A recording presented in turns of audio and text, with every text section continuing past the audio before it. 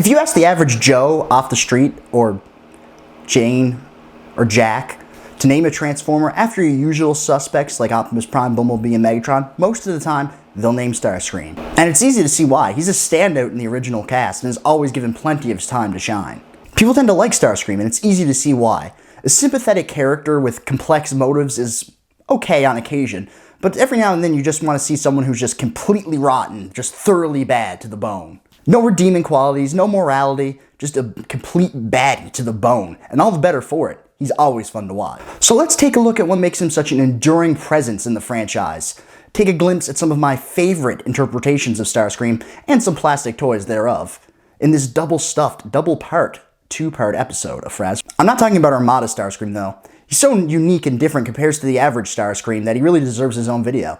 And hey, they are making a new toy of him in Transformers Legacy, so we'll see. I tend to think of Starscream as being supported by 4 pillars. Not literal pillars, he's not a building, metaphorical pillars. 4 important aspects that always tend to pop up whenever a new interpretation of Starscream makes the screen. Firstly, he's a coward. He might seem like a pretty good warrior when the odds are strictly in his favor, but the second it looks like there might even be a slightly fair fight, he just completely jets out of the situation. This cowardice is in stark contrast to how he sees himself as the cream of the crop and an elite Decepticon warrior.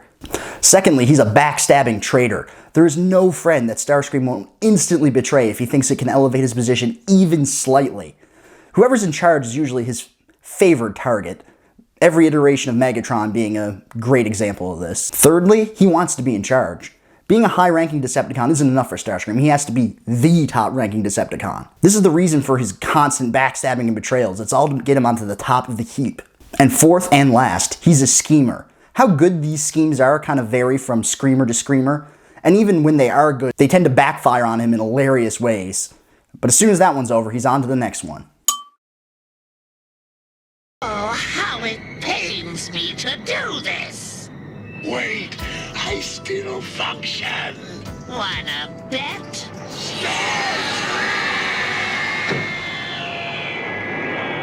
Remember a few minutes ago when I mentioned pillars? If those are pillars, this is the foundation upon which the building of Starscream is built.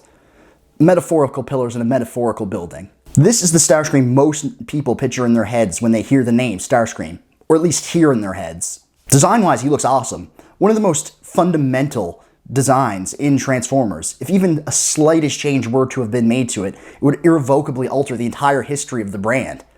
But thinking about it objectively, does it really fit Starscream? It looks a tad on the heroic side. Even those colors are pretty much an exact match for Optimus Prime. That said, I obviously love it and wouldn't change anything. A lot of the G1 crew had iconic voices, but this might be one of the absolute best. Christopher Charles Collins lent an absolutely iconic voice to Starscream here. This high-pitched yet somehow also nasty and mean voice is very reminiscent of his turn as Cobra Commander in G.I. Joe. He also played Mr. Burns and Moe in the first season of The Simpsons, which is also pretty cool. He fits those 4 pillars to a T. One thing about this Starscream that's always stood out to me is his just complete antagonism towards everything Megatron comes up with. Why does he even keep him around? So that he can have a target to deliver witty one-liners to? He's just a complete joy to watch. Every single plan he comes up with just backfires spectacularly, and he gets his little ass whipped from pillar to post by Megatron in nearly every single episode. One cool, sometimes reoccurring element of Starscream that the G1 series introduced was him coming back as a ghost a couple of times after he died. I particularly liked his turn possessing Waspinator in the early seasons of Beast Wars. It was only for 1 episode, but still, it was nice to know he was out there somewhere. 一か八かの賭けが裏目に出たよ。スタースクリーム。ビビ、本当に本当の最後の手段を使う時が来たようよ。ラジャー。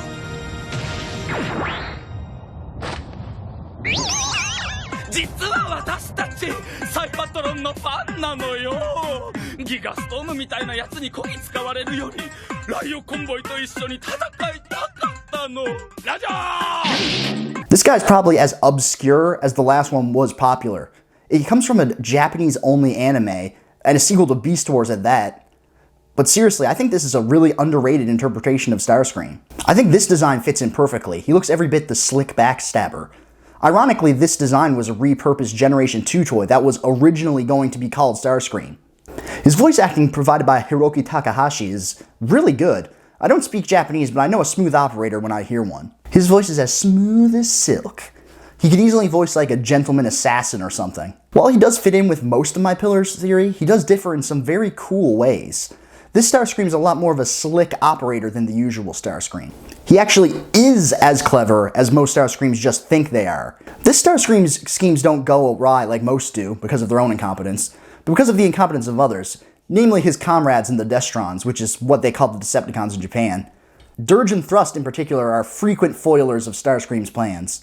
While he does plan to undermine his nominal commander Megastorm a lot, it's because this Starscream actually would make a better leader than the utter blowhard that's in charge. For fellow Starscream enthusiasts, I would recommend checking out the show. He gets up to some of the best shenanigans in the series, which I actually enjoyed overall.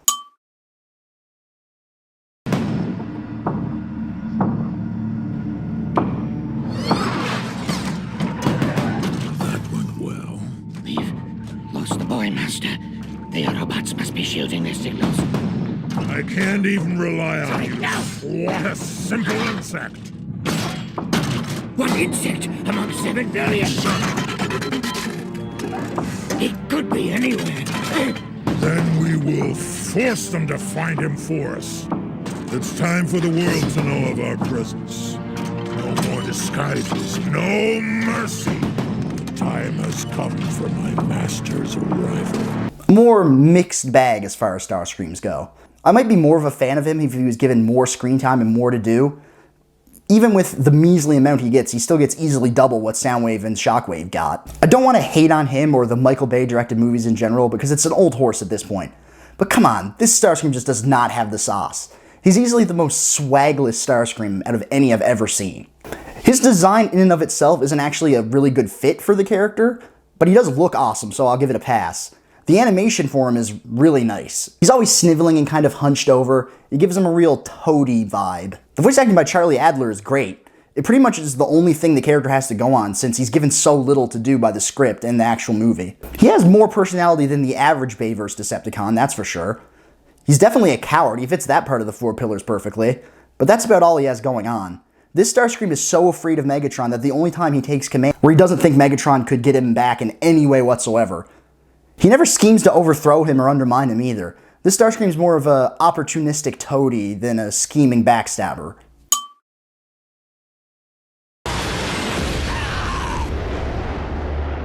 Megatron.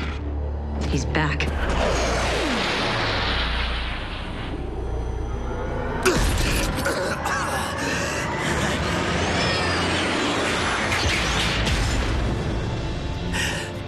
Lord Megatron, you're healed. Praise the old spark. It is a miracle. Oh, it will be a miracle, all right, Starscream. If you survive what I have planned for you.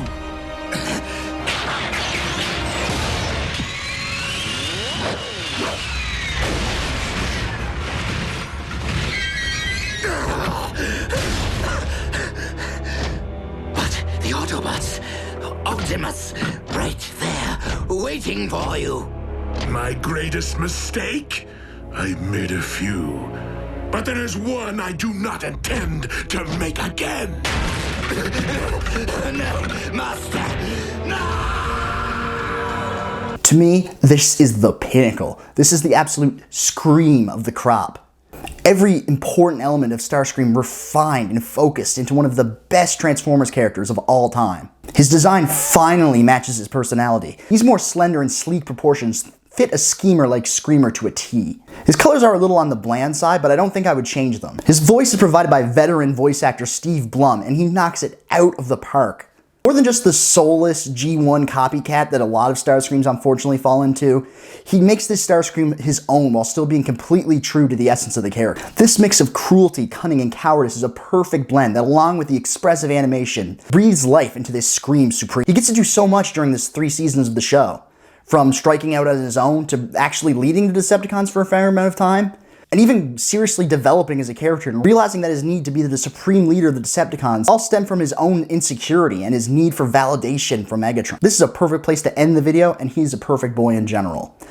Tune in next time to see some premium plastic representation of some of the Starscreams I just talked about, and more beside. Fraz out.